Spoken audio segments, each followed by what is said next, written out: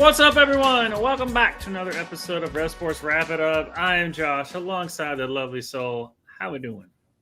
Doing good. Our college football teams are doing well. That's all that's happening right now. College football. Yeah, but the Reds could do it though. They got a guy on set. They got a winning run on second. It's bottom of the 11th. The Pirates are up 4-3. If we win this game, we're back to tied, which over the Mets, and we have the tiebreaker. So, but we're not going to talk about the NFL, even though we are. So I guess it's time for run the bases. Yeah, pretty much. No, because that is the team that's going on. But yes, the Reds. They are basically a game back of the Mets. Or half game back because they do have the tiebreaker over them. Right now, the Mets are getting slaughtered by the Cubs, and we're losing to the Pirates with about 6 games left. So it is a tight race. If the Reds get in, it's going to make me so happy for the fact that the Reds are in the playoffs, and also for the fact that the Mets spent a gajillion dollars on their team and didn't even make the playoffs. So I think that's a pretty funny storyline in itself. Is the game is not to buy a team. To buy runs, as one Moneyball once said. So go watch it. We're going to quote it some more. But as far as the other standings are concerned there, your Red Sox have technically not officially made the playoffs, but we beat the Blue Jays 2 times in a row. Right. You beat the Blue Jays 2 times in a row. But yes, you still have some work to do just because it's a tight race between Cleveland and Detroit. To see who takes the Central, much less Detroit the Reds. Not doing well. No, and the Guardians are on a surge, but then you just don't know who's going to get that last that wild card spot of Cleveland, Detroit, Houston, or your Red Sox, because the Red Sox are 87 and 71, Cleveland's 86, Detroit's 85, and Houston's 84. So they're all lumped together, and only 4 of those teams or 3 of those teams get into the playoffs. So is this like the biggest fall for Detroit? No. There were so many games ahead going into September. Yeah, they were. The Mets did that one year. So they went into September and they were up by it took a miracle for the Braves, and the Braves came back and won the division. It was ridiculous on that. But your Yankees are in. Excuse you. I don't know. Just making sure you're paying attention. So yeah, Justin's Yankees are in, and then but they're tied with the Blue Jays. So the Yankees should still win the division. Yeah, it's deciding whether the Red Sox are going to play the Blue Jays or the Yankees. Yeah, pretty much. But as far as the other place, like I said, St. Louis has an outside shot. We could still. It's tough. It's a tight race, but we're right there with the Mets. Basically, we just got to keep going. Because the Diamondbacks because the Padres, the Dodgers, the Brewers, the Cubs, and the Phillies have already clinched a playoff spot. So it's basically between the Mets, the Marlins, the Reds, the Cardinals, and the Diamondbacks. So that's what it's down to. And I'm sweating over my Cincinnati Reds trying to pull it out, trying to make this last bit of a run. And I just want the Mets not to make the playoffs, just because I think it's hilarious. You spend that much money. That would be funny. Anytime someone spends that much money, especially for one player, and it doesn't talk about a bad return on your investment, and that's Steve Cohen that owns that team. So if you don't know who Steve Cohen is, type in Wall Street. His face is on the cover on that. But anything else on Run the Bases? I know I just talked the whole time. I don't think so. Okay. So hit the button, Skull. Hit it. Fucking hug it, chug it, football. Right. And before we get to the depressing, we're going to go over the good stuff, which we're flipping it. We're not going to go over NFL first. We're going to go over NFL second, because we're going to do college football first, because our team's actually won in that one. So we have, but before it happens, Clemson loses second straight, third of the season to Syracuse at home, even after a delay. There's trouble there for Dabo and them. Miami beats Florida 26-7. Florida's terrible, but Miami is legit. Indiana demolishes number 9 Illinois. Hoosiers good at football? Like I thought it was a fluke last year, but apparently it's not. They're legit good at football. 63-10. It's insane. That was number 9 team they beat 63-10. So that's nuts. Texas Tech beat Utah 34-10. USC beat Michigan State 45-31. Louisville beats Bowling Green 40-17. Oklahoma beat Auburn 24-17. Western beat Nevada 31-16. Go Tops. Go Tops. TOPS. No one can't top a topper. And then Central Florida beat North Carolina 34-9. Now, before we show you the funny video, Mateer for Oklahoma did get dinged up. They need him for every game. He basically makes that offense tick. And if he misses a couple weeks, especially in the SEC, it's going to be tough sledding for Oklahoma with their trying to reach their playoff chances for that. But the reason we were bringing up Central Florida beating North Carolina is because Central Florida's social media team made a funny. So good. That's right. You got to troll. You have to troll. You have to. And I love it. I want to see more of this. Social media teams of sports teams. Troll. These are good types of trolls. Yeah. We don't need trolls in politics. We don't need trolls in other places of our life. Give us these type of trolls. This is where you're troll. You're a troll. This is where you're needed in sports. Yeah, I'm trying to think. Well, there's some good trolls in Labyrinth, right? The movie Labyrinth. I just don't forget people in the chat. Tell me good trolls, like in the media world. As far as tell us, what's your favorite troll? Yeah, fantasy or otherwise. And don't say Danny DeVito and It's Always Sunny when the day man cometh, because no, he's hilarious, but he shouldn't be your favorite troll. Good job, UCF. We applaud you. Yeah, we applaud you. Now, to the unfortunate stuff. When we go over the NFL scores, I always like the preference if it's your first time here. We do not really go over the statistics or anything like that because myself and Tushka do our fantasy F-Around show every Monday at 9 o'clock Central, 10 o'clock Eastern. So check us out over there. Ring the door. Obviously, hit the doorbell, like button, all that fun stuff. For subscribe, and when we go live, to help you out with your fantasy teams over there as well. But the Bills beat the Dolphins 31-21. They had a chance there, and then Tua was like, "Oh, the other team, you have the ball." So that was unfortunate. The Vikings beat the Bengals 48-10. Jaguars beat the Texans 17-10. Colts beat the Titans 41-20. Yes, Daniel Jones must be good at football again. The Commanders beat the Raiders 41-24. Eagles pulled off a crazy blocked field goal, which wasn't only one of the day. Ran it back to beat the Rams 33-26. Panthers beat the Falcons 30-0. There's trouble over there. Steelers beat the Patriots 21-14. Browns beat the Packers, stunned the Packers 13-10. And the Buccaneers beat the Jets 29-27. They have literally had game-winning drives all 3 weeks. Chargers beat the Broncos 23-20. Seahawks beat the Saints 44-13. It was 35-0 at half. Bears beat the Cowboys 31-14. 49ers beat the Cardinals 16-15. Chiefs beat the Giants 22-9. That game was boring. Boring as hell. And then the Lions just manhandled the Ravens 38-30. If you don't know what I mean by manhandle, I mean they dog walked the Ravens. They went into their house and said, "No, this is mine." On that, even though it was 38-30, the game wasn't really that close. Just Detroit was just all over them. A much more exciting game to watch though, because I only watched the first half of Chiefs versus Giants, and I was like, "Yeah, nah." And I walked to my room, and even though like the score shows something happened in the second half, still no. No. The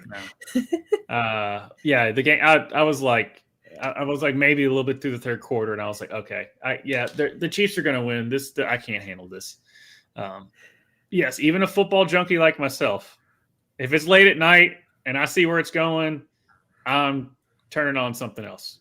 So on that, and then when I was speaking about the Ravens, they try to get a little pick me up from a Kelsey brother.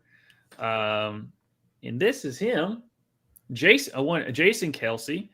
We don't want to get a copyright for playing the actual music. The Ravens marching band played here, but here's Jason Kelsey warming up on the sax with the band.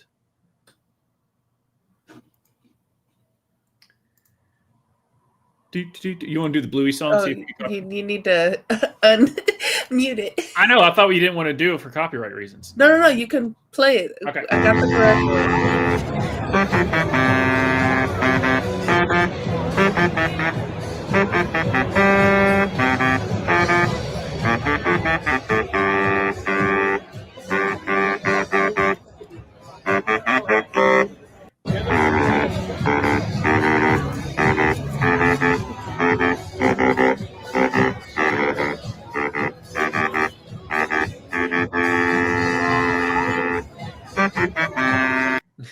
He was trying to get that last.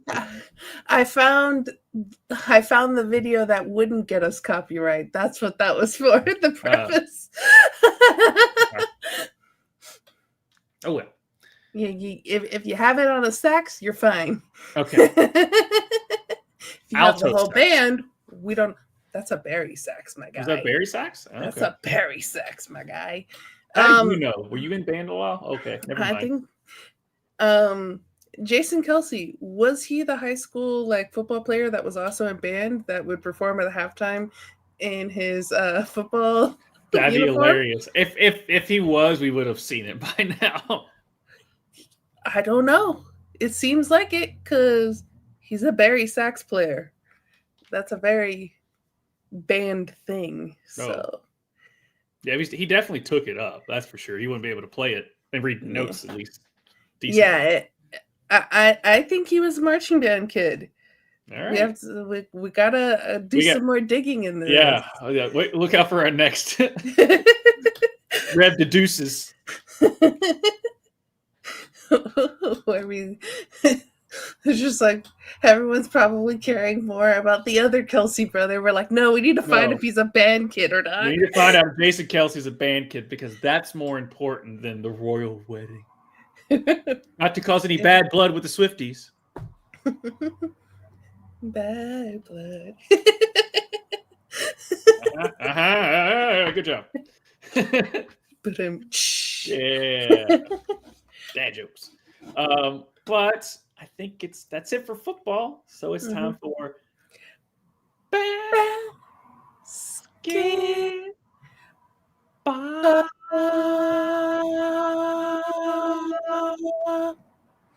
And one Sister Jean retired. The lovely Miss Sister Jean there, a young 106 in the world.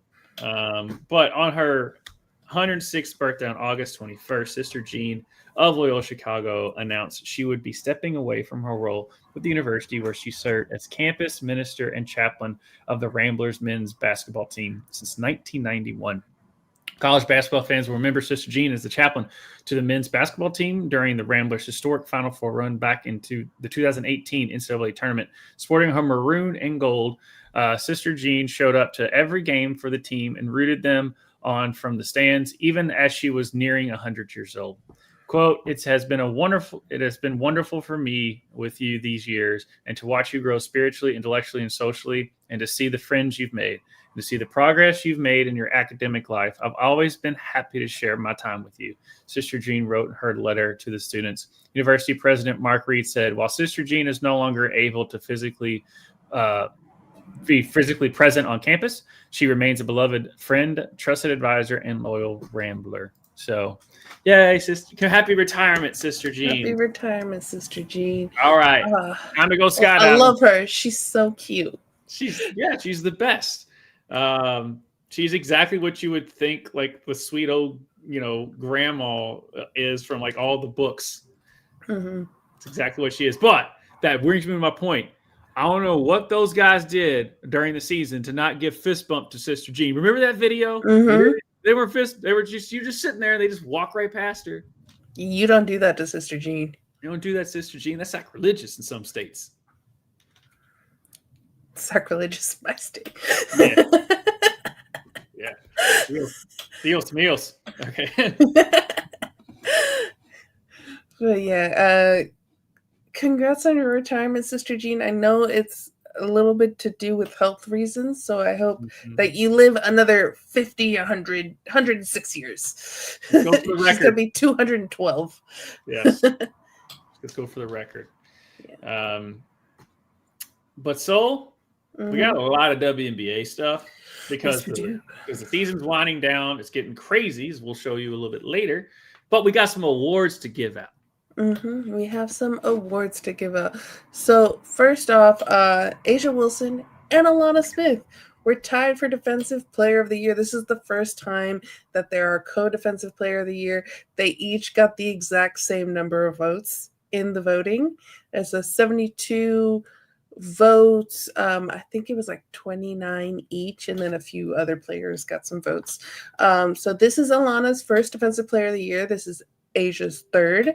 Asia becomes the fourth player to win Defensive Player of the Year 3 or more times, joining Tamika Catching, who has won it 5 times, Miami's own Sylvia Fowles, who's won it 4 times, and Shale Swoops, who's won it 3 times. So congratulations to Alana and Asia. I want to recount.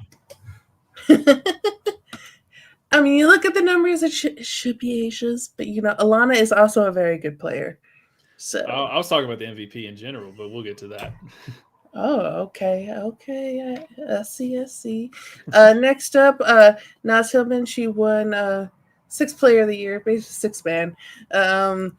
So congrats to Naz on Atlanta squads there. And then Neko Gumike won Sportsmanship Award. That's not a surprise. Neka is like the best, and she's also the president of the Players Association as well. So like her winning Sportsmanship Award, basically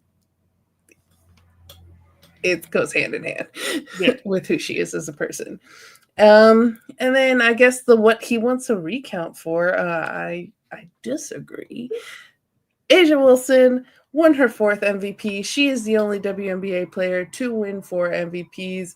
And then she joins Kareem, Bill Russell, and LeBron as 4-time MVPs before the age of 30. So that's a great list to be on. She's back-to-back. She's joked that she didn't think that she could win it in an odd year because all her other MVPs have been in even years. But congratulations to Asia. We have a 5-minute video. We're going to watch the whole thing because it's Asia Wilson and she's amazing. You got to own each moment because you don't know which moment is going to be the one that puts you over the edge. That's all I got. Carolyn, what do you got? We do have some media. Apologies. Carly, could you just let them in? Got a couple people, Asia, Chelsea, Jewel, Becky.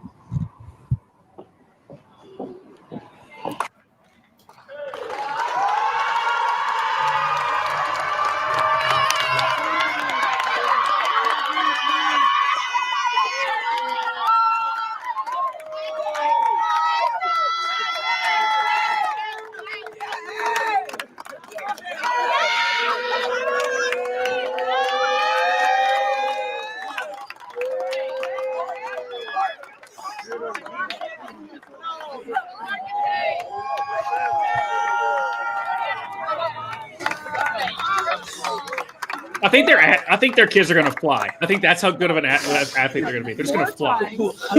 This year for 4 times, MVP back-to-back. And since 2020, when we were in the bubble and I handed you your first one, I've admired the way you've led with grace, humility, humor, and just one of the greatest players to ever be in this league, to ever play this game. A global icon, a global ambassador, not just for our game, all women's sports and all sports. So we're here to present you with the 2025 WNBA Kia Most Valuable Player. Look at Bam's happy dance. Yeah.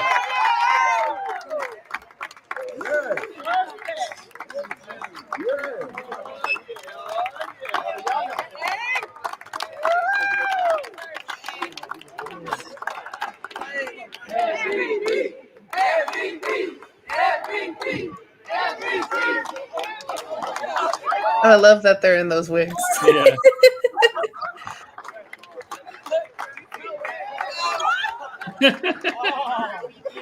Oh my God!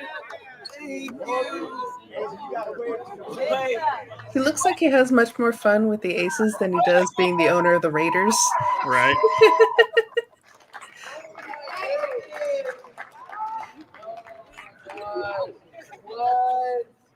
What? You made those pictures going to And the bang is no, like, thank you guys. Like, knowing God is just so good. He's been with us through this whole journey, and my team knows, like, this ain't been easy for us.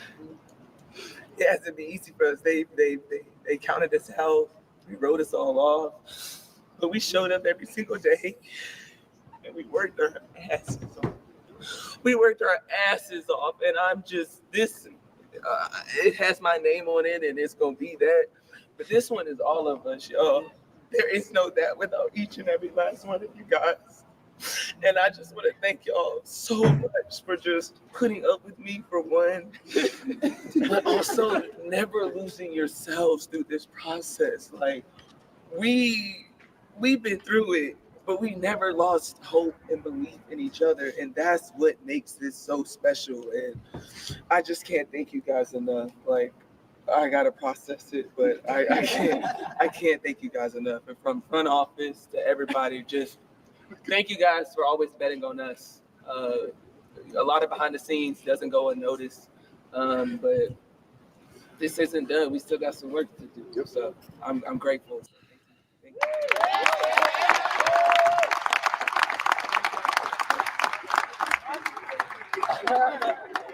Oh my God!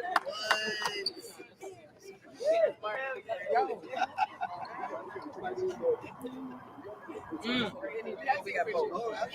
We got both. Asia girl. Got both of them. Both of them. BOFUN. Both of them. Oh. Your Mount Rushmore. Asia's on the Mount Rushmore, but she's also Everest. She's at the peak. She's at. I love that. That's a bar. And there ain't nobody else up there. She's the only one. And as much as I know you appreciate and everybody appreciates and so happy for you, they're so happy for you because they love you. They're so happy for you because of how you lead, with cameras or no cameras. You are the same person every room you walk into. I give credit to your parents. A hell of a daughter you raised. This is the daughter. If I had daughters, I'd want them to be like her. If I had daughters, I'd want them to be like her. And this has never been done. This is 4 times. And I said it today on NBA.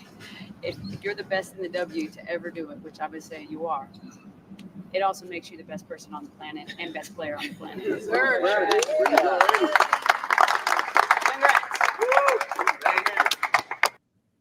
If you're All right, we're not doing a hair commercial.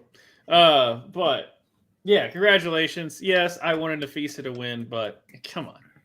Just come on. It's Asia Wilson. It's Asia Wilson. Like, if there's any time to be like, hey, if you have people out there that aren't just like, it's Caitlin Clark on TV, just watch Asia.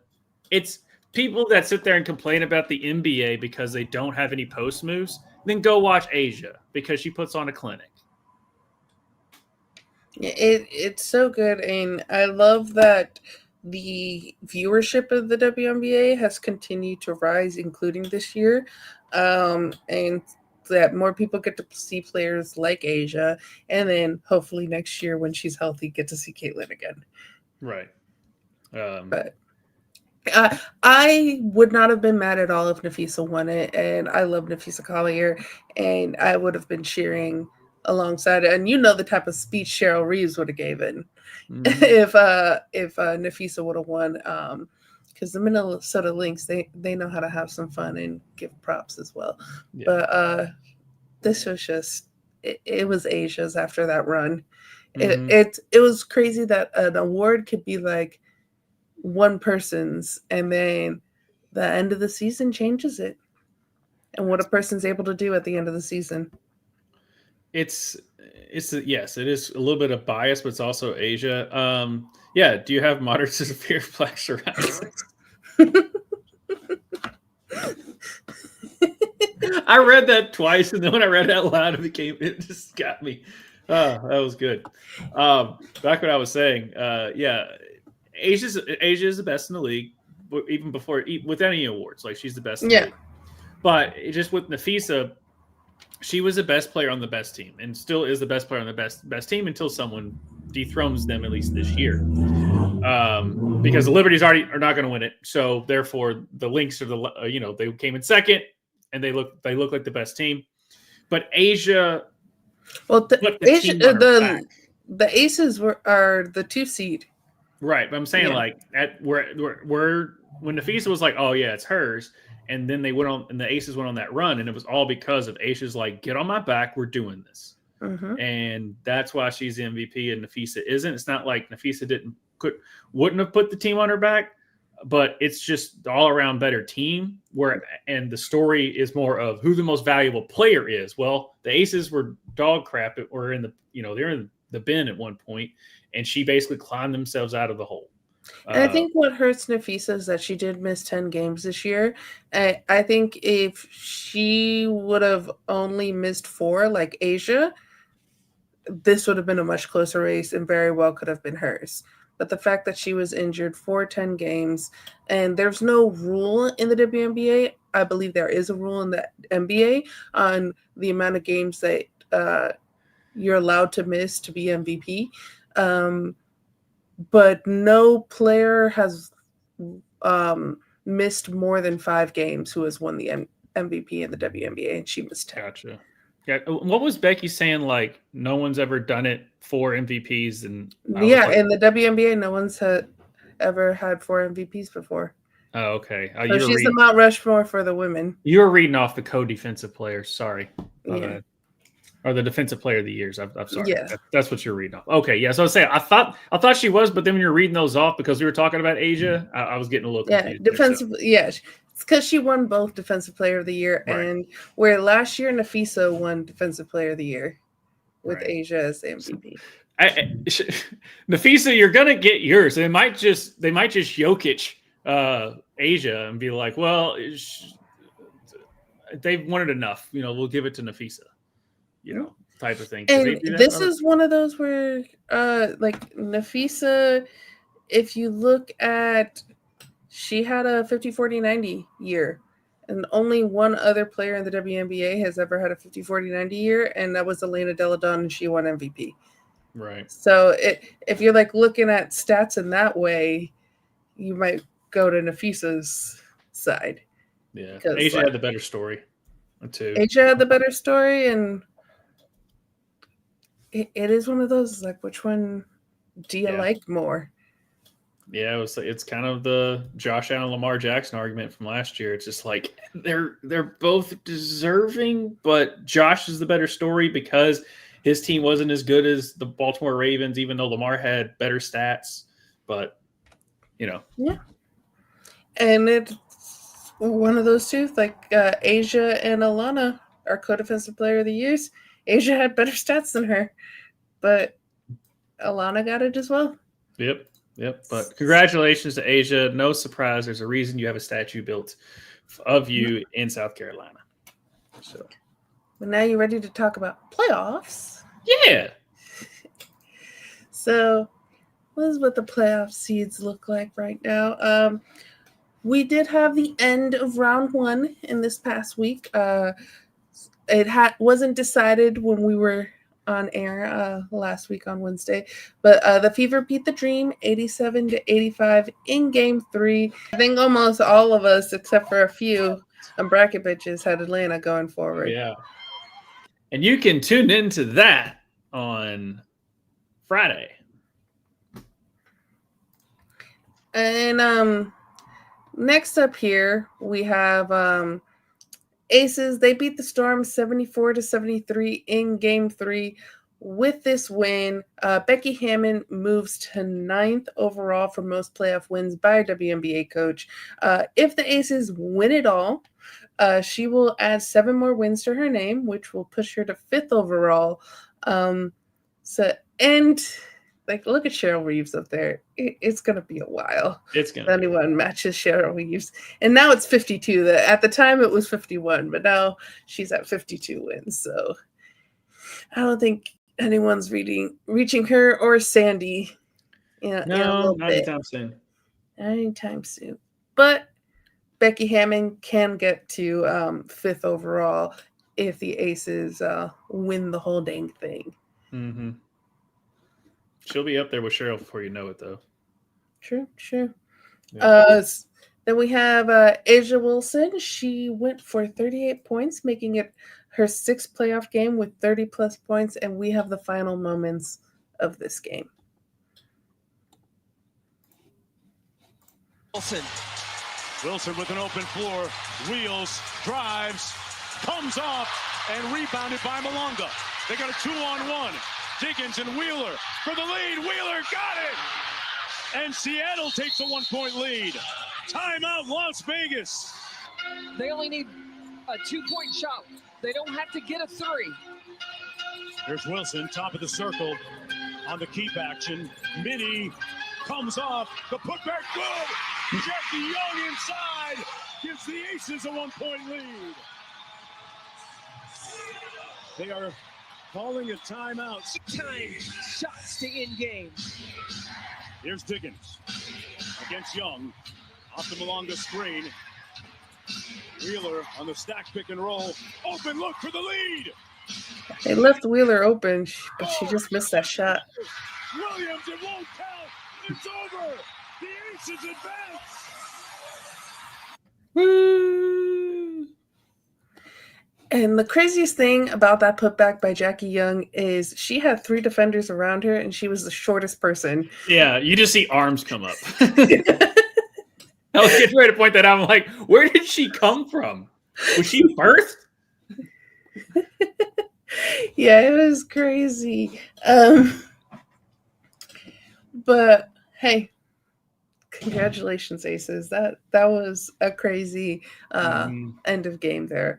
Crazy end of game for both the Fever and the Aces. That's why we love the playoffs. That's why we love the playoffs.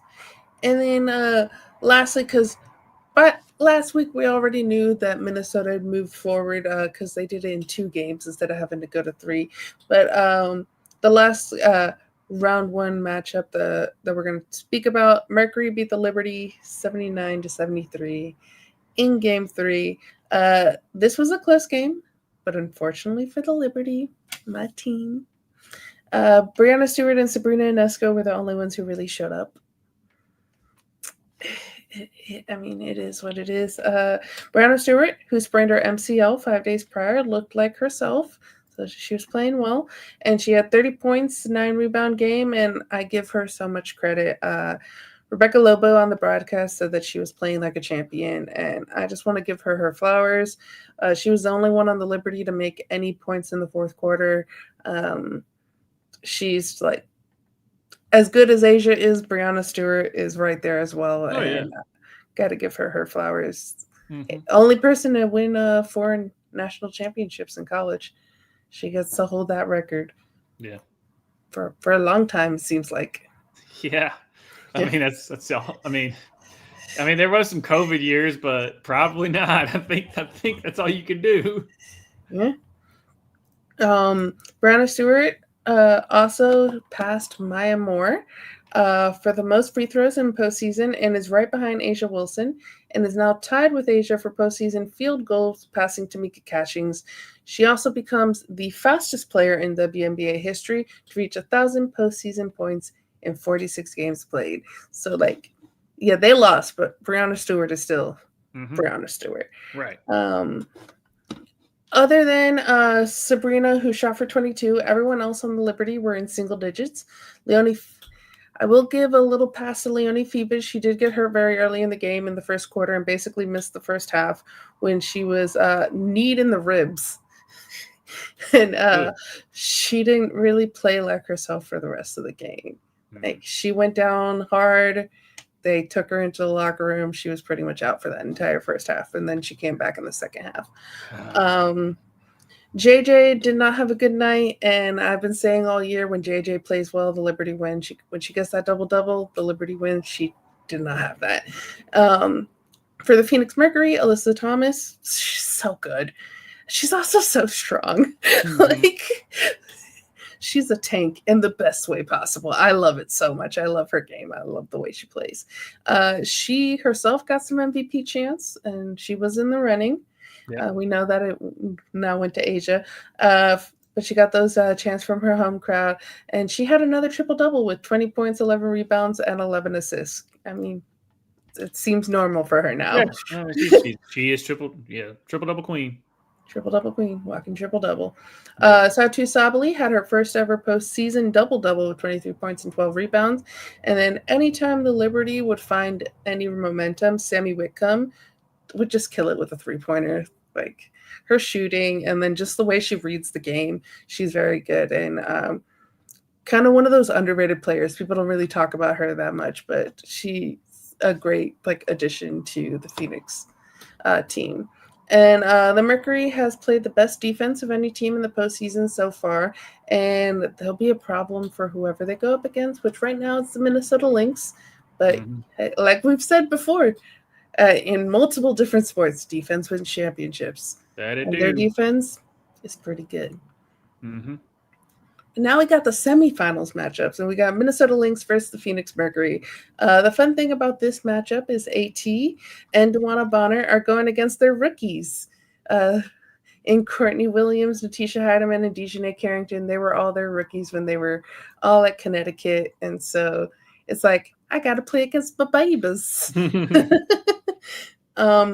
But unfortunately for Dejanay Carrington, before game one, she was ruled out for the rest of the year with a left foot injury sustained in game two against the Valkyries, meaning that the Lynx lose a great defender coming off the bench, which that's a tough break for the Lynx there. But we hope Dejanay heals up soon and that she can come in strong. I don't know if she's going to be doing Unrivaled or not, but I hope she heals up because I like watching her play basketball. But we have their game one. The Lynx did win 82-69. The Lynx were able to hold Dewana Bonner to 0 points in this game, her first ever postseason game without scoring. And even though Phoenix lost with this game, Alyssa Thomas passed Lindsay Whalen to be third overall in playoff assists, and Dewana Bonner moves to number 10. So even when you lose, you can still break records. Right. Then we have game two. Mercury won 89-83. This was a crazy fucking game. Phoenix came back from a 20-point deficit to win in overtime. This was the third largest comeback in WNBA postseason history and the second 20-point road comeback in WNBA playoff history. The tale of this game was turnovers. Phoenix turned over the ball a lot in the first half, but then they were able to force turnovers for Minnesota in the second half to go on their run. As I spoke about in the previous series, Sammy Whitcomb was a killer with her threes, and it was her final three that tied the game with 3.4 seconds on the clock to take it to overtime. Let's watch. Right on her. 15 seconds left. Sabali gives it up. Whitcomb gets it off. No. Thomas keeps it alive. 8 seconds left. Whitcomb, another look to tie. You bet. Sammy Whitcomb has tied it at 79 with McBride. That's what you get. Craziness. But yeah, they go into the overtime, and then Mercury able to win 89-83. Both Sachi Sabali and Nafisa Collier shot for 24 points in this game as the points leaders. Alyssa Thomas was 2 rebounds away from another triple-double with 19 points, 8 rebounds, 13 assists. With this win, it guarantees a game 4, which, funny enough, there was a Jonas Brothers concert also scheduled in Phoenix, and the Phoenix organization basically said, y'all gonna have to move your concert time because we have a game. And I love to see this because too many times in women's sports, and we've seen it already this year with Golden State Valkyries, that there's a scheduling conflict and they decide to go with the concert or whatever event they have instead of the women's team that they own. Right. And so then they have to move venues. And I think back in 2021, there was like, it wasn't even a concert, but it was some type of event that the Phoenix had to basically move to a college basketball arena for their playoffs. So I love that this time they're like, no, we're not moving. Sorry, you have to move your date. So I just want to give so much props to Phoenix there for saying, hey, we won, we're going forward, you move. Right. Any thoughts on this matchup? Well, I have the links going all the way, so that's what I'm going to go with there. But yeah, the Mercury Liberty series was insane. It just ridiculous, and we thought, oh, they might have the upper edge in Game 3 because Stewie was like, she literally like gave it everything she could, and it still wasn't there. So the links in the Mercury is going to be interesting because next two games are in Phoenix. Yeah, the next two games are in Phoenix, and Alyssa Thomas. It's going to be interesting to see how they guard her for 2 games straight. I mean, I know a lot of us have been choosing Minnesota, except for our UK watchers. But it's kind of in the Mercury's hand now. They could take the series at home in the next 2 games. They very well could. I think there might be a big upset here. They've got the momentum. They got the momentum. So it'll be very, very interesting. On the other side of the bracket, we've got the Aces and the Indiana Fever. Before we kind of go into the games, I just want to give a lot of credit to Lexi Hall. We've given credit to the Indiana Fever for being able to do what they're doing with like half their team injured. But Lexi Hall herself, she's playing this series with back spasms. Yeah. And when she's on the bench, you can see her with like with a back brace on. And she probably is another one like when we were talking about Breanna Stewart. Maybe you shouldn't be playing. Maybe you should be resting. But Indiana can't afford to lose anyone else. So she's playing through the pain. And I just want to give her props and her flowers because that must suck. So back spasms is kind of like it's a lot worse than what it sounds like. It's kind of like turf toe. It's like it's a lot worse than what it sounds like. Like if you've ever had a minor spasm, and everyone's had when you get our age, when you get like a minor spasm just by whatever, you get that minor spasm. It like almost knocks you off your feet sometimes. And when you actually have back spasms like she's going through, that's a different ball game. Yeah, and she's playing through it, so she's tough. Yeah, tough stuff. And speaking of tough stuff, Fever, they were tough. Game 1, they won 89-73. I thought this was going to be a sweep, but they were like, no. I mean, they've got 7 people on there that's playable. Kelsey Mitchell, she went for 34 points. And this was another even though you lose, you do something cool. Even though the Aces lost, Asia Wilson passes Angel McCautry for 6th all time on the playoff free throw list with this game. So I mean, you got that, Asia. I mean, I guess you're in my book now that you passed Angel McCautry. You are officially good in my book. Okay, that's the bar meter. Is Angel McCautry, greatest female basketball player to ever come out of Louisville. Huh? They go in game 2, Aces won 90-68. Asia tops the scoring of this game with 25 points. And then Aces were able to keep Kelsey Mitchell to 13 points. That's the most important part. She went off for 34 the previous game. Kelsey Mitchell's the reason why they're here. Like, she's just a fucking baller. And so they were able to keep her to only 13. Melissa Smith, I want to give her flowers. Getting traded to the Aces from Dallas, who worst team, was the best thing for her because she's playing really well with Las Vegas, scoring 18 points in this game. Like that, her and Dejanay were like in the worst place ever in Dallas, and then both of them get traded to the number 1 and number 2 team. So I mean, it works out well for them. Yeah, I mean, it's like No one. If you're an athlete, don't go to Dallas. Just don't. Don't do it. Or here's the thing: if you're really good, you're not going to stay there. Yeah. So we'll see how long Paige will We'll stay. see how long Paigey Bucket stays in Dallas. It's only been one season. They're probably already like, "Hey, LA Sparks, you interested?" I don't know how many times we can say this. Chelsea Gray's passing. Beautiful. Magnifique. Yeah. She ended the night with 10 assists, and just like her ball movement, her vision on the court, it's just, it's so good. Her no-look passes. I'm just like, I don't know how she does it, but it's Chelsea Gray. Right. And then we have Asia decided to, do some more stuff here. In this game, Asia Wilson moves to 5th overall in playoff field goals made, passing Simone Augustus, and moves to 6th overall in playoff rebounds, passing Lisa Leslie. So, she's climbing up the charts in all the records. Yeah, just like this episode is brought to you by Asia Wilson. She's good. She's good at basketball.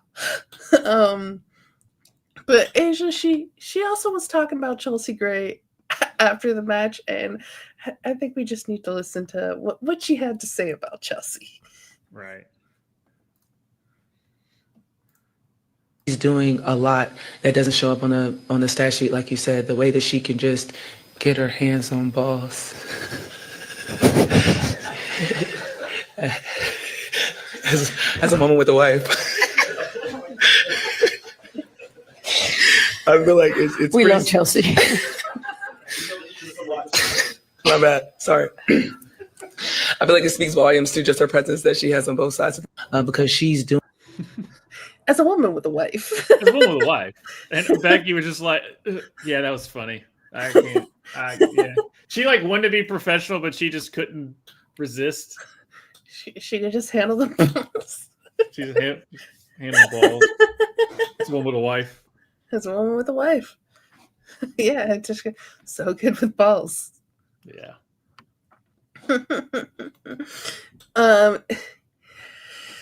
We got some coaching to talk about because I don't know what the fuck's happening with WNBA. I was at the end of this. You're going to ask me a question, what I think, and I'm going to ask you a question right back. So just a preference. My remarks are going to be a question to you.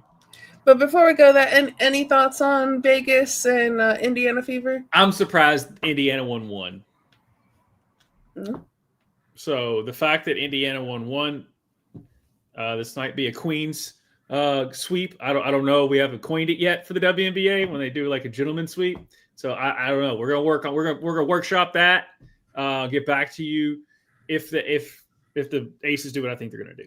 But like we talked about with Phoenix, now they have to go 2 games in Indiana. So you never know. You never know. But they just shout out to Indiana Fever. Mm-hmm. That is just all heart and will and great coaching. And Stephanie White. Yeah. And great coach. Stephanie White, Kelsey Mitchell. Yeah. Aaliyah Boston. Oh, I mean, that's Aaliyah Boston goes without saying. But yeah, okay. Just WNBA coaches. We have 2 coaches that are technically they're not considered fired, but their contracts weren't renewed. And these were not the 2 coaches that I thought were going to be fired at the end of this year. You have the coach in Chicago, Tyler, who I actually am glad that he wasn't fired. I want him to have another year. And he was an assistant coach with Becky Hammon in Las Vegas. And some people were going maybe losing him and losing Natalie Nakase, who became the head coach at Golden State. Maybe that could have played some factors into why the Vegas wasn't doing as well at the beginning. Take away Kelsey Plum, you're adding in, oh my God, from Seattle. You're adding her in. She's taken a while to be, I feel so bad for forgetting her name.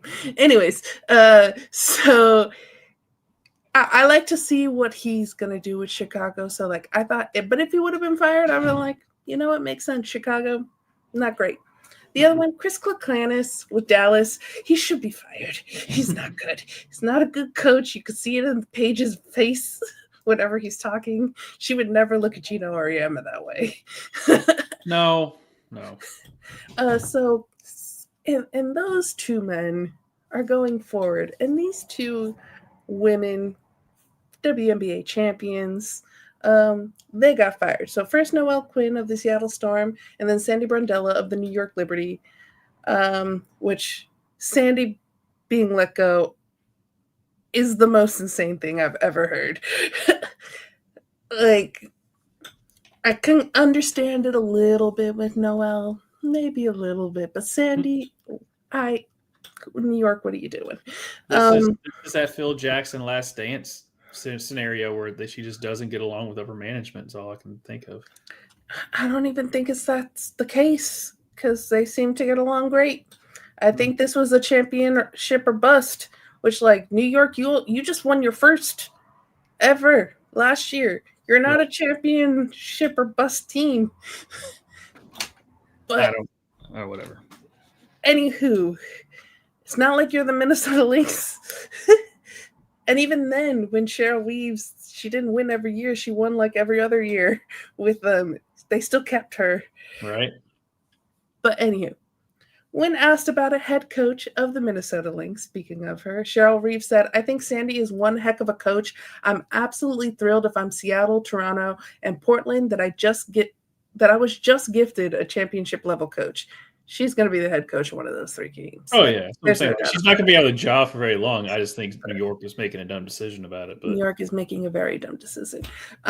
Becky Hammon was also asked about it, and she said, I don't love it for Sandy. I have to be honest. She's just won a championship. She won in other places, and I know her to be a quality coach and a quality person. Those are rare sometimes to get the mixture of qualities as a head coach. Becky goes on to say, Cheryl Reeve should be the model. If you have a good coach, you keep a good coach. If it doesn't mean you win every year. There can be rough years in between, but you continue to stay competitive and you invest in what you have. You invest in your leadership. It happens all the time in professional sports, but it's really hard to rip off a foundation, just start over and over, like every year or every 2 years. She goes on further to say, I mean, you look at, poor Devin Booker. How many head coaches did that guy have? It's just hard to reboot every year. Now, I know it seems like the coach is the easiest thing to remove, but if you have a good coach, you keep him or her. So you got two of the best coaches there, and Cheryl Reeves and Becky Hammon saying, this is fucking dumb. Yeah.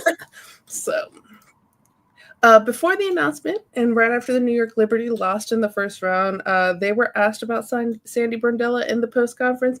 This is what Brianna Stewart had to say about her. Or a question for the players. What would you say to those who question whether Sandy should be here next year to coach you guys again? What? No. Yeah, I'm not saying I question it. There's just some people that do. I mean, to anybody that kind of questions Sandy being here, like, this is a resilient group, and she has our back and we have hers. And the way that she continued to kind of, I don't know, deal with the cards she was dealt, like, was incredible. It wasn't easy for anybody, but she came in every day with a positive attitude and a mindset to put us in our best positions possible and best foot forward. So we're not going to be a team that points fingers. There's a lot of us that could have done better this season, but we're still going to fight and show up for each other every single day. And I think that's what's the most important part. So we have Sandy's back. So there you go. What the fucking... My bad. Sorry. What the fucking deeds, Stewie? Yeah, the New York silenced her fuck there. I watched it on... because I pay for the WNBA package, where you actually get to watch it, you get to hear the bad words in the post-game interview. So she legit said, what the fuck? Right? What the? The Liberty got hit with the injury bug this year, and you can't blame a coach for that, especially when she did as well as she did with the injuries she had. You have the Indiana Fever, as we've talked about, who are doing something really unheard of with the injuries that they have, but normally you aren't going to make it very far when you have your best players injured. That's usually the way it goes.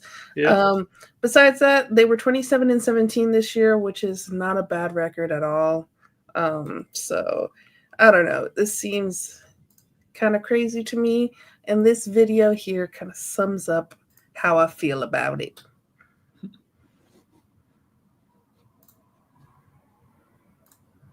For another effing second, but what? I have some breaking WNBA coaching updates, and I don't like it one bit because what do you mean the New York Liberty have let Sandy Brondello go? She's coming off a championship season last year. Yes, they got evicted from the opening round this year. However, in what world is Sandy Brondello leaving the New York Liberty against her will? And in similar news, in what world are these two not even being questioned about their jobs? Because it was announced by both of the organizations, both the Dallas Wings and the Chicago Sky, that they are not seeking coaching changes for the next season, that these two are secure in their positions. But we have let Sandy Brondello go, and we let Noelle Quinn go. Sorry, but unless we're doing a wife swap in which Noelle Quinn goes to the Liberty and Sandy Brondello goes to the Seattle Storm, I don't see what the point of any of these are. But I guess semi-related, we do need some more unrivaled coaches, so maybe Sandy Brondello can go there because we've seen that Nola Henry and Teresa Weatherspoon are fantastic coaches, and they have proved that time and time again. And they also proved that in Unrivaled by being the final two coaches. I would love to see Sandy Brondello go in the offseason and do that. But this woman deserves a head coaching job. Somebody hire her. Somebody immediately will hire her. Maybe one of our expansion teams. But still, this is weird of the New York Liberty to do. Excuse me for another effing second. Yeah, and like she just brought up Nola Henry there. Nola Henry, she's the assistant coach at Dallas. She should be the head coach of Dallas. She's a better coach than Chris Kalkainis. Yeah, one would think. But you would think. But I mean, you've had in every sport, you've had coaches that have been let go, and you're like, why? And then you're looking at the other teams are like, oh, we're going to give them another shot. I'm like, what? Why? What? Oh, yeah. Whatever. And I know we're talking more about Sandy here. I do want to, for Noelle Quinn just a little bit. She was the only Black head coach in the WNBA, and now there are none with this let go, unless we don't know what the head coaches will be like for these now 4 vacancies in Seattle, New York, Portland, and Toronto. But that's one thing when you have a league that's 80% Black women and you don't have a Black woman head coach in your league, that just doesn't look right. No, Don Staley isn't walking through those doors. But some just things about Sandy. She's New York's winningest coach as the all-time leader in wins with 107 and win percentage, .669. She's back-to-back finals with the Liberty, 23-24, where she won in 24, 2-time WNBA champion as head coach, 2014 with Phoenix, 2024 with New York. She's second all-time in playoff wins with 40, only behind Cheryl Reeves with 52, and she just won bronze at the Olympics as the head coach of Australia. So, an amazing fucking coach. So, like I said, there's something there that we don't know about. Yeah, and I was what was it, NBA Today they were on? I was listening to it yesterday, and they basically said that it was championship or bust for this year. So I still don't. That can't be the mindset, though. No. Well, that, and I just think that's what they said. I think there's got to be something more underlying than championship or bust. Yeah. Because there's a reason they brought that up as championship or bust, and whether or not she's going to be let go or not, like that. There had to have been something there that, like, look, fine, you'll keep your job because you just won it, but you can only. But if you don't go back to back, we're that's it. So that's where I'm kind of like my mindset is, because with what happened with who's the Fever's coach now? Stephanie White. Yeah, where did she get traded there? I thought, didn't they let her go? No, she left Connecticut. She left Connecticut. Okay, that was. She left Connecticut to go to Indiana. That was her leaving on her own accord. She wasn't let go. The weird thing with Sandy is that her team loves her. Her players love playing for her. And that's one thing that I would think a front office would really like, is that there's a great locker room and you have a team that respects and loves their coach and Right. plays well for their coach. And you even see there's if you go on Instagram, you follow like Niara Sabali or Brianna Stewart. They all went out to dinner, like the whole team, and Sandy was there, and her husband is also her assistant coach, and so they were all there, and like so there is like a love and a connection, and just like you see how her team like basically being like, what the fuck, to their own ownership. So this could be very much you're pissing the fuck off your players, and you're going into a year where almost all of them are free agents. Yeah. So that's not smart either. Again, if all of them are going to be free agents, they're probably like, we probably can't afford everyone, and they're probably just ready to just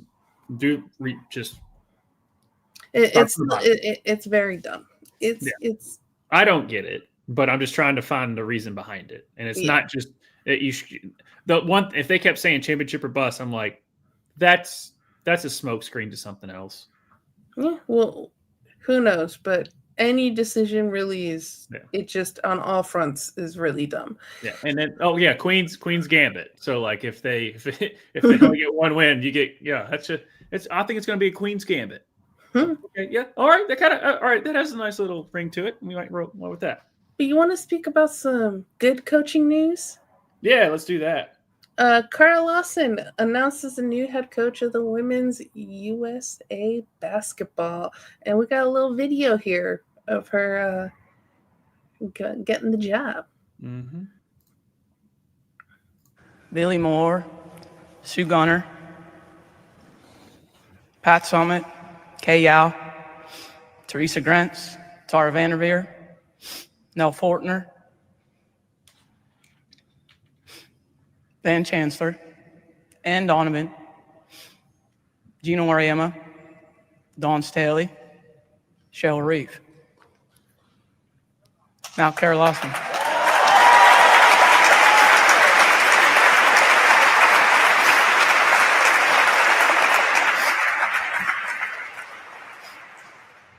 What a powerful group to join. That's why the emotion is bubbling up inside of me.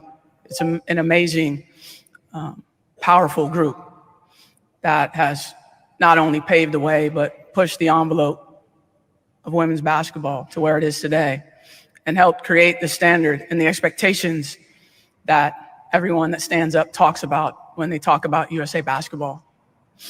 It's a special place. It's a special feeling. It's a special opportunity. And I understand and feel that deeply here today.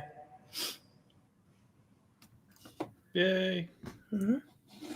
And running down Lawson's career, she played under Pat Summit at Tennessee and was the 5th overall pick in the 2003 draft.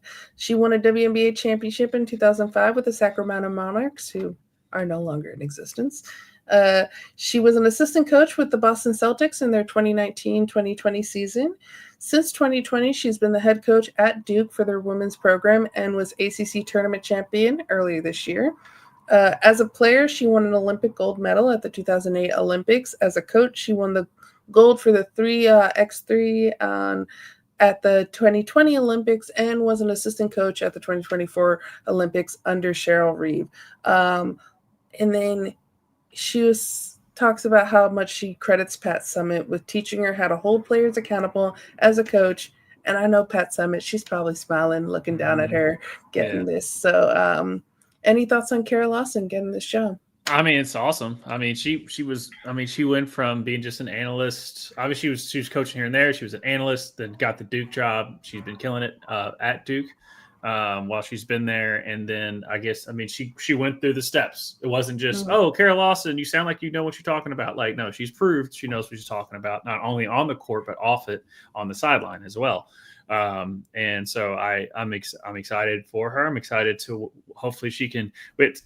You think we already reached the mountaintop, but Mhm. we're just at we're just at the base camp. We just haven't You got just want more gold. We just want more gold, and I wanted to dominate. It was too close. It was too close last Olympics. I need to dominate. France got too close. Too close. I need a 30 burger every game.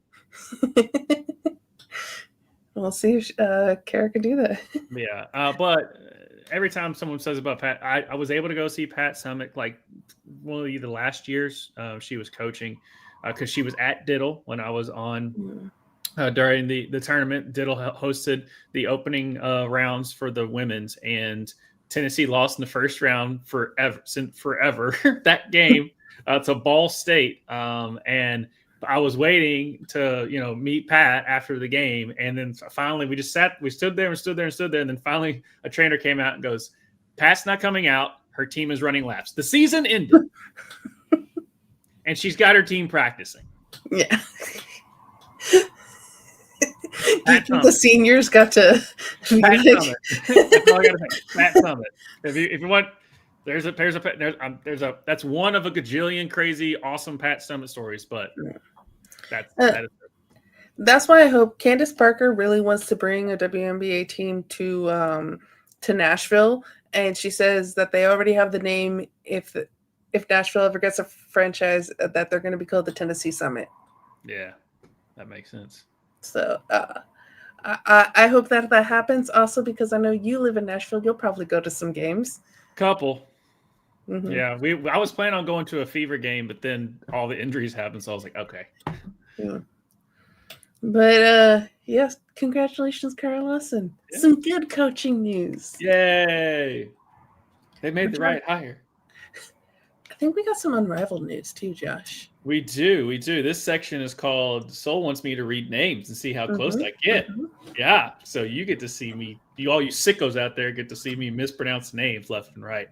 But yes, Unrivaled is slowly releasing all the players who will be part of Unrivaled this coming year. New players announced: Paige Buckets or Paige Bukers, Sania Rivers, Erica Wheeler, Sonia Citron, Veronica Burton, Kiki Eriffin, I almost had it. Monique Billings, and then players that are coming back: Alyssa Thomas, Rakia Jackson. Is it Satu Sabali? Satu Sabali. Sabali, sorry. Brianna Stewart, Lexi Hull, Azura Stevens. Did I get that one right? Azure.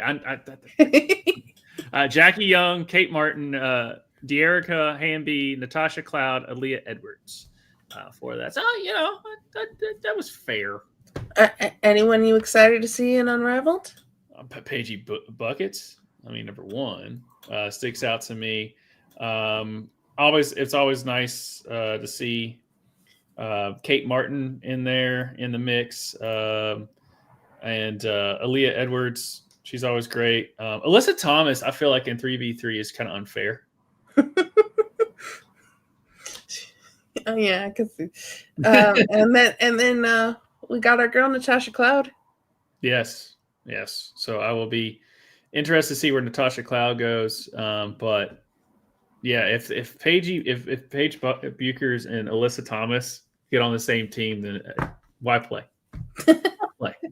I mean, I would love it. I would love to watch that. Probably not going to happen, but out of the new players outside of Paige,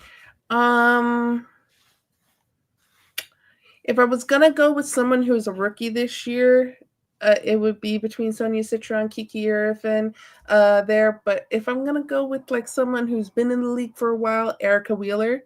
She is a Miami kid, so come down to Miami, come back home. I wonder what team she played for. Probably like the Breeze or something, more of and then out of I love Natasha Cloud. Natasha Cloud, I want to be your best friend. You have such good energy. I love watching you play. Like, even though there's so many people on the New York Liberty that are just like superstars, if I had to pick my favorite player this past year, it's Natasha Cloud. So let's be friends. We're in the same city for 3 months. Yeah, we should do brunch. Just throw it out there. We should do brunch. That would be great. Pretty well else, let me know. But yeah, and also They want you to do. Natasha, you heard this honking. They also agree that we want you and Soldier to do brunch. Also, Paige Buchers as a vinyl, that has a good ring to it. I'm just saying. Paige Beckers, I think is the way you pronounce it. I've been saying it Buchers the whole time. I don't care. Has a U in it. I think she must have joined the Laces because that's not tea. No, I called dips first. Okay. Pagey Buckets, come on down. You sound like a vinyl. But we got some novelty acts to talk about, Josh. Yes, we do. Before we get into the 2025 World Athletics Championship, we also have Team USA doing some things this weekend in the sport of golf. The Ryder Cup, which happens every 2 years, will be happening this weekend, where you see the top U.S. golfers based on point systems, and they also they have a captain who picks the golfers as well. So it's not just points, but also you have captain's choice as well, going up against Europe of all the European golfers. So or McIlroy, John Rahm, all of those, but then you have Scotty Scheffler, Justin Thomas, Colin Morikawa on Team USA. So the last Ryder Cup, the European guys shellacked Team USA, but then 4 years ago, it's been kind of back and forth. Like if it's on American soil, the Americans typically win. If it's on European soil, the Europeans typically win, and they flip flop it. It's honestly, it is my favorite golf tournament because of all the team camaraderie and stuff. Obviously, I'm wearing a Ryder Cup hat. People have their thing, what they want to say about golf, but as far as the team aspect and the crowd really getting crazy because of USA and the tribalism and stuff that happens, it's hard to explain, but it's great. It's the one golf tournament I like watching. Yeah. Like the rest of them, if my dad has it on in the living room, I might watch a few holes here or there. I don't actively put it on myself, but Ryder Cup, you get that USA. You get that team feeling and just the rock flag and just all that. So I mean, and they're at Bethpage Black in New York this year. So and that course is, you don't mess with that course. That course is crazy. But speaking about other Team USA, the 2025 World Athletic Championships, we've got some more golds. I like gold. Yeah, and a couple silvers, but it's okay. Noah Lyles gets the gold, and Kenny Bednarek. I'm sorry, Kenny. I will butcher your last name every time. It's just weird. Get the silver in the 200 meter. Noah joins Usain Bolt as the only two athletes to win 4 men's 200 meter world titles in a row. And the thing was, it was like American on American crime because Kenny and Noah were just talking some shit to each other. Mm-hmm. So I'd rather have 2 USA guys be the rivals in a world event than. And it's one of those, like, they keep it on the track, how like right.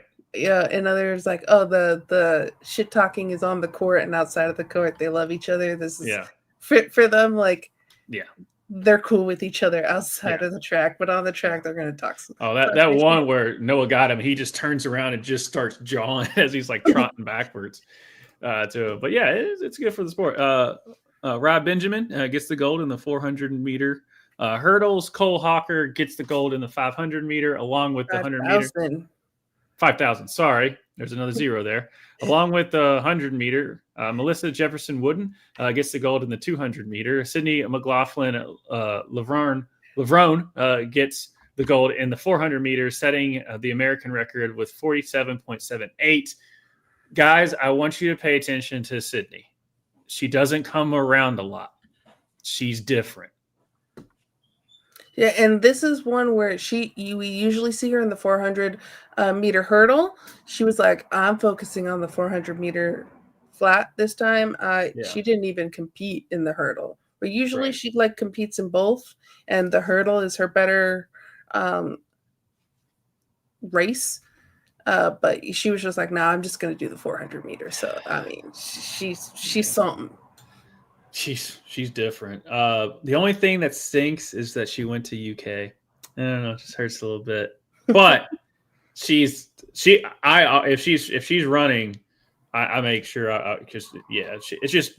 She is just so much better than the rest of the field.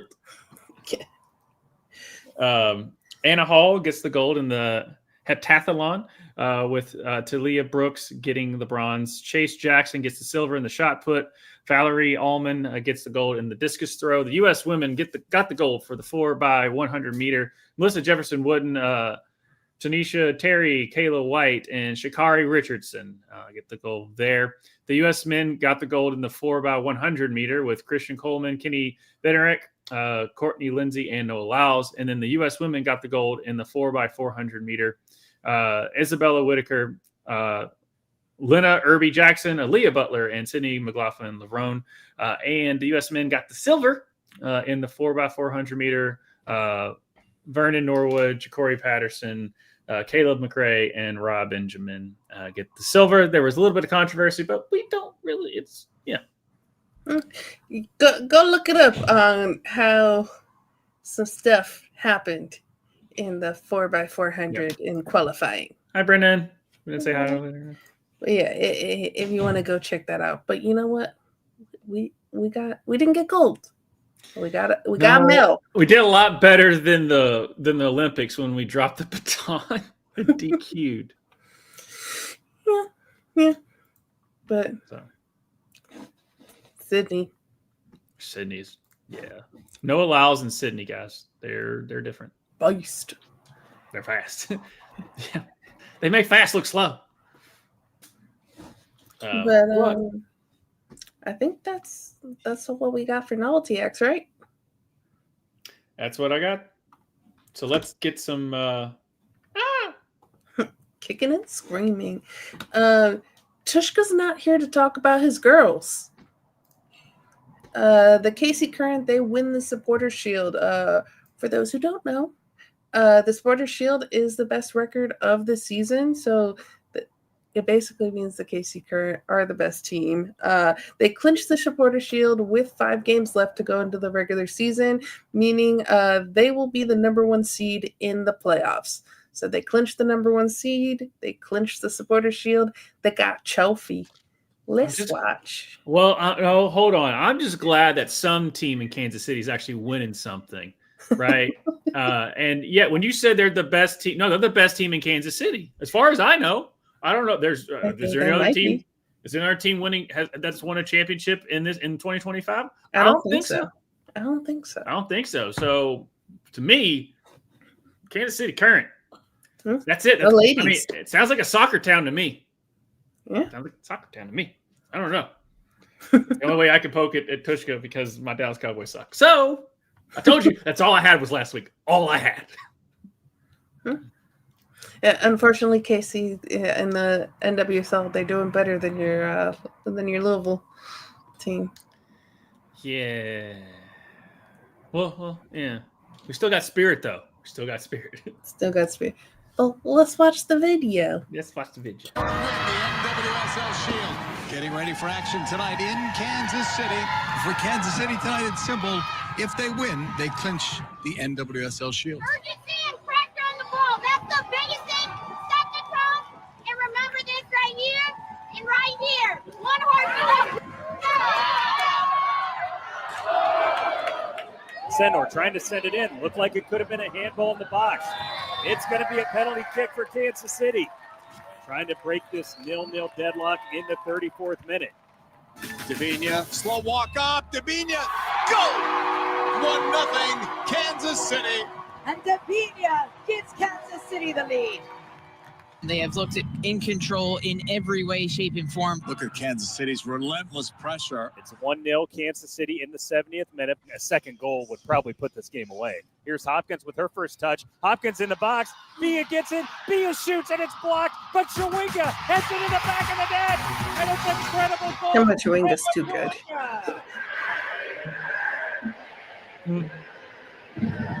And for the first time in franchise history, the Kansas City Current has won the NWSL Shield.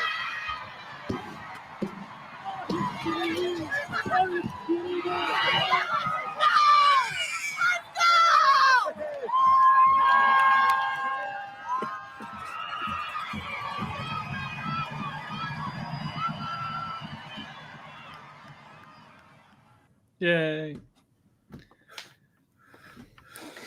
So, congratulations, Kansas City. Congratulations, Tushka. Yay. Kansas City wins another championship and something. I'm so excited. Are you ready to talk about American scoring goals? Yeah. That's what I am. This first one we don't have a video for because the French league hates to share their highlights. What's up with the French, man? Oh, I was going to do a French accent, but then that's all I got. So Tanner Tessman, he scores the only goal in Lyon's 1-0 win over Angers. So congrats to Tanner Tessman there. But to the goals that we do have. So Christian Pulisic scores 2 goals in AC Milan's 3-0 win over Udinese. So here, next up, we got Malik Tillman. He scores for Bayer Leverkusen in their 1-1 draw with Borussia Mönchengladbach. Oh, you nailed that pronunciation, by the way. That's why you pay the good dollars, because I would have not gotten that good that at all.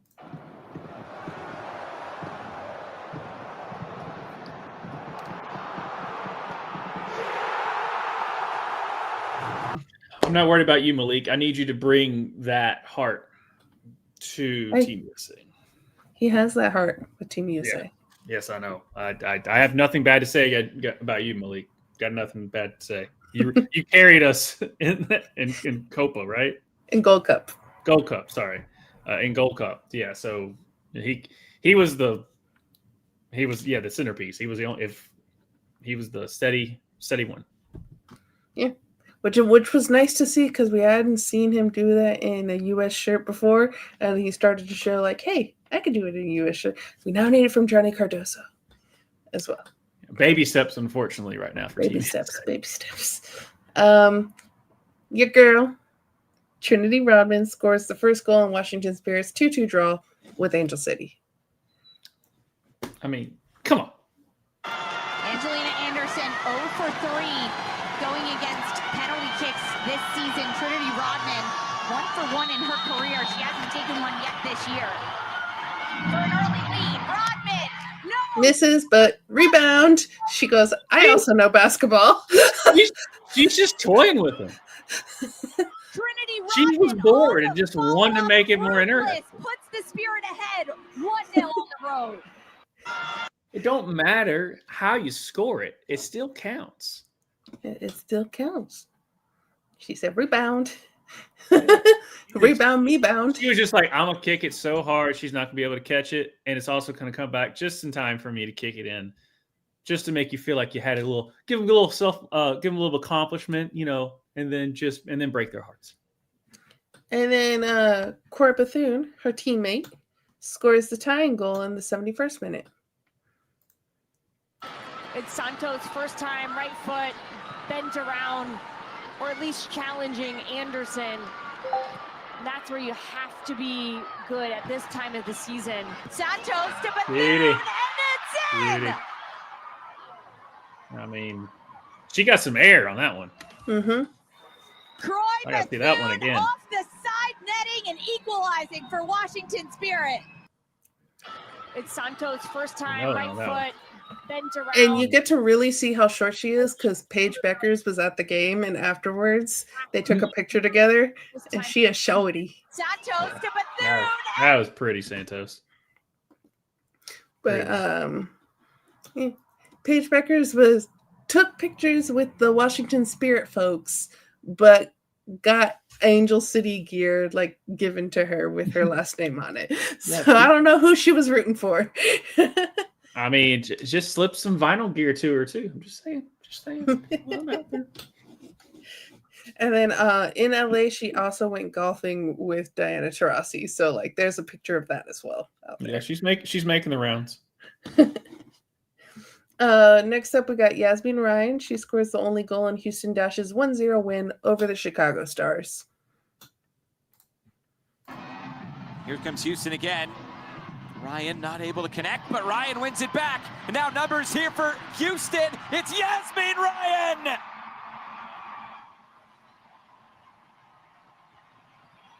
Gotta find the Ryan post. sticking with the play and giving Houston the opening tally tonight. American crime there. Yeah, I mean, there's nothing she could do. She had that perfect angle. Yeah. And speaking of your Racing Louisville, they did lose. But Emma Sears scores for Racing Louisville in their 3-2 loss to the Utah Royals. Mm-hmm. I'll take a participation trophy. To Sears. Sears wants a second chance, and she tallies her 8th goal this year. It's like, cheer, we're still losing. Let's continue. Right. I played indoor soccer with her. That's what they needed, that spark. And it's through a long ball, goal kick. They challenge for the first one, and then it's Weber holding the ball up, plays it really delicately into this. Sorry, I had to bring up your team lost. Well, that's kind of the way my year's going. Sorry, your team lost. Yeah. The Reds lost. We're not out of it, but it sucks. Cowboys season was over when they tried to trade Michael Parsons to the Green Bay Packers. I mean, the Dolphins are terrible as well. So, and then the last here, Rose Lavelle scores for Gotham FC in their 1-1 draw with Bay FC. Again, that team really good before the break, not so good since. 5 winless for the Wave. Astaire, Lavelle, corner, yes! Rose Lavelle makes the moment happen, and Gotham takes That's the the lead. prize. Roosevelt scored a goal. What? Do you know what, Jen? We can talk about this. That's insane. When did she be? Add that back. I kind of like that kit. I kind of like it. You just a big CarMax fan? Not the CarMax, but Yes, I understand what you're going with. like that they made the badge fully black. Yeah. I don't know. I kind of like it. Yeah. And, I mean, and look at Rose being the captain. Mm-hmm. Yeah. She's good stuff. Oh, yeah. It's Rose Lavelle. She's good at soccer. Who knew? But that's what I have for kicking and screaming. All right, Pulisic, just do it for in an American jersey. That's all I'm asking. You ready to get weird?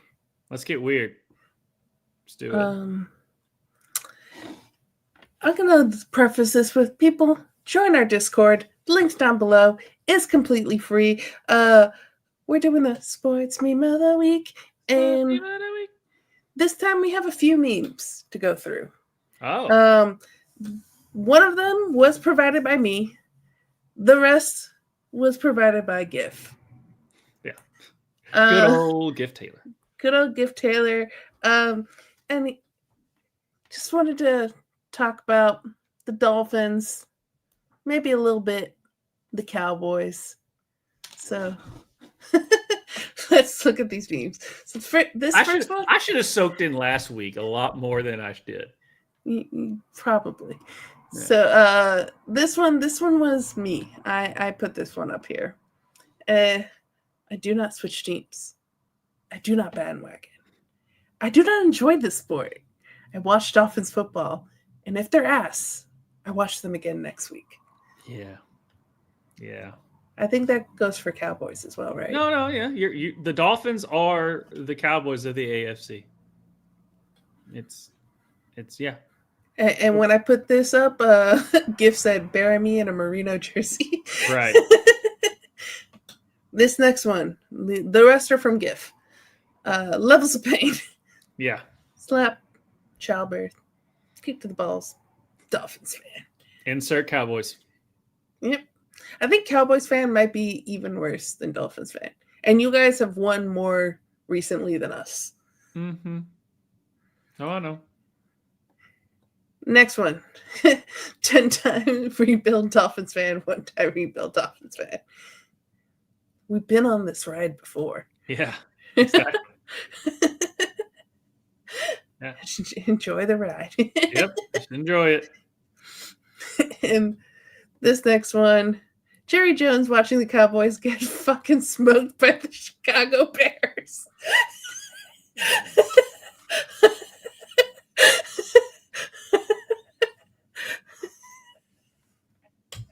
You can blame Gift for this.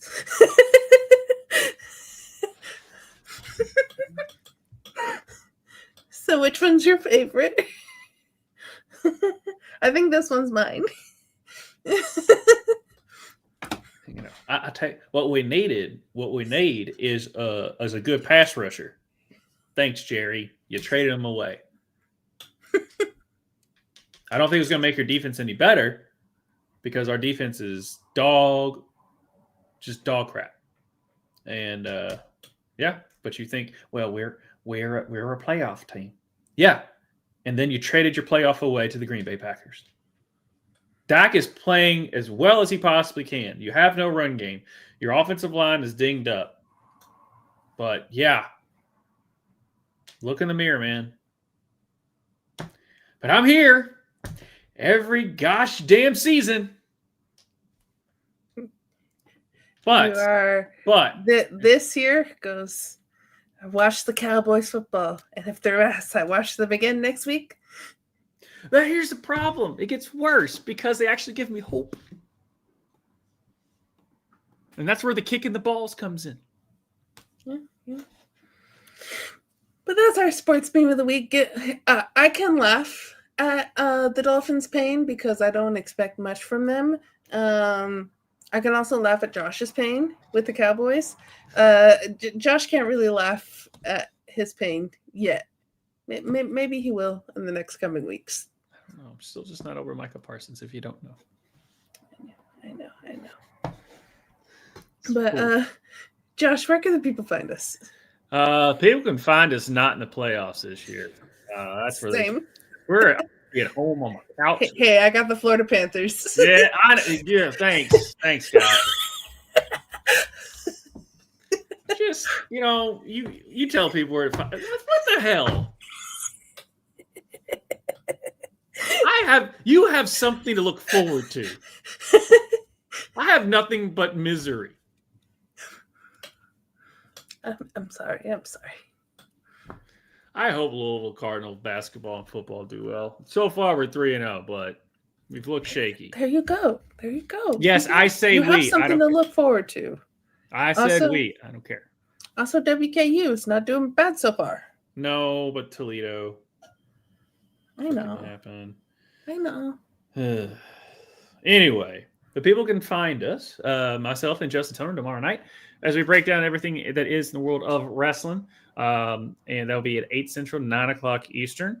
We've got 2 pay-per-views to go over that happened over the weekend. We've got All Out for the AEW and WWE's WrestlePalooza. I've said it before and I'll say it again. That is a dumb name. And then on Friday, we'll be back with the brackets bitches. And we're telling you how you bitches did with your brackets on that. And so stay tuned for that. And then on Monday, you get Tushka and I again to go over all the world of fantasy and fantasy F around, which is 9 o'clock Central, 10 o'clock Eastern. And then while we're all doing that, we're about a week away from our book club's next episode. So what are we reading? We are reading A Psalm for the Wild Built by Becky Chambers. We're going to go over it on the 3rd of October. So join our Discord. You get to talk to us. Yeah. About the book. Right. And you can post memes on how bad that the Cowboys are. Yeah. It's great. So excited. Come on, Reds. You got to make the playoffs. I need you to make the playoffs. But that is where the people can find us. I kind of enjoy our moment of Zen today. It's a pretty good one. You ready? I'm ready. Let's watch. Isn't in your stadium, if I'm not mistaken. That was the old stadium. That was the vet. Yeah, we progressed. All right, we had it there because we needed it during those times. Okay, we needed it, and as a person that has been in that jail cell, I'll tell you that It is necessary, okay? It's necessary to know the consequences to some of our crazy actions. So when I sat in that cell for 3.5 hours, I thought about my actions and I never did it again. And they took my picture down. So it's a good thing. You have not made it as a fan until your picture has made it to the wall of trouble. The wall of trouble. There, you got to watch out for this guy. Yeah, this guy right here. The wall of trouble. I had an alert on me. I do respect that. I respect that a lot, actually. I appreciate that. For those who don't know, that's Rob Riggle. Obviously, you know who Kevin Hart is, but Kevin Hart is a big Philly fan, and Rob Riggle is a big Kansas City fan. So that's why they had him on the show. Mm-hmm. And the old Philly stadium had a jail. Yeah. That Kevin And a Hart judge. Yeah. That Kevin Hart was in for 3.5 hours, according to Kevin Hart. Yeah. That's someone who's been in that jail cell. I know. I was there. I wonder how many people have been in that jail cell. It's Philly, man. So like about a quarter. Quarter of the city. You threw snowballs at Santa. Anyways, thank you guys for watching. Again, like, subscribe, join the links down below. They're all down below. Thank you for watching. Thank you for doing this with me, Josh. Always a We'll pleasure. see ya next week. See you. Not me. Not me.